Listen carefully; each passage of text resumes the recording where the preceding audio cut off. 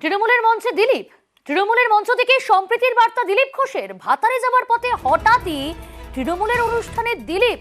Trinamool block সভাপতির উপস্থিতিতেই মঞ্চে BJP প্রার্থী। আমাদের সঙ্গে রয়েছে প্রতিনিধি শরদিন্দু। শরদিন্দু, এই কি ছবি দেখতে পাচ্ছি আমরা?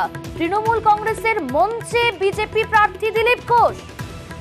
একেবারেই বেশ কয়েকদিন ধরেই যখন রণংদেহী মেজাজে দেখা যাচ্ছে দিলীপ ঘোষকে, ঠিক তখনই আজ ঈদের দিনে কিন্তু দেখা গেল তাকে তৃণমূলের মঞ্চে সম্প্রীতির বার্তা দিতে। এবং তোমাকে জানিয়ে রাখি প্রিয়াঙ্কা, দুদিন আগেই কিন্তু এই এলাকাতেই দিলীপ ঘোষকে গো ব্যাক ধ্বনি শুনতে হয়েছিল তৃণমূলের কাছ থেকেই।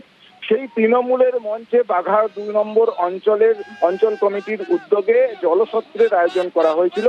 সেই মঞ্চেই উঠে গেলেন দিলীপ ঘোষ এবং সেখানে তৃণমূলের মাইক নিয়েই কিন্তু তিনি সম্প্রীতির বার্তা দিলেন। তিনি বলছেন ঈদ থেকে শুরু করে নীল ষষ্ঠী থেকে গাজন নববর্ষ সব একসঙ্গে চলছে, তাই এই সম্প্রীতির বাতাবরণ যেন বহাল থাকে এই বার্তাই দিলেন তিনি।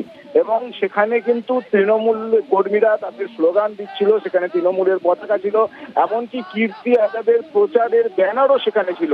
সেই মঞ্চে তৃণমূলের মাইকেই সম্প্রীতির বার্তা দিলেন দিলীপ ঘোষ। প্রিয়াঙ্কা, ধন্যবাদ শরদিন্দু।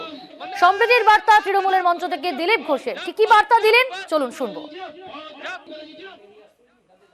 রাজনীতি তার জায়গায়, কিন্তু সামাজিক অনুষ্ঠানে যে আমাদের সমাজ সেটা যেন বোঝা যায়। আপনারা যে আয়োজন করেছেন সবাইকে সর্বত্র মিষ্টি মনে হলো।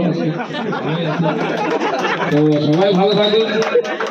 নির্বাচন লড়বো আমরা ইস্যু নিয়ে, কিন্তু সামাজিক অনুষ্ঠান দুদিন রিল চলছে। আজকে ছোট চড়কও আছে। সৌহার্দ্য বজায় রেখে আহ্বান সবাইকে, সবাই ভালো থাকবে। যারা ঈদ উপলক্ষে জলসত্র করেছেন, মুসলিম ভাইরাও ছিলেন, টিএমসি ঝান্ডা ছিল, কিন্তু আমাকে এসে ডাকলেন, আমাকে শরবত খেতে আমি খেলাম, বলে বসুন।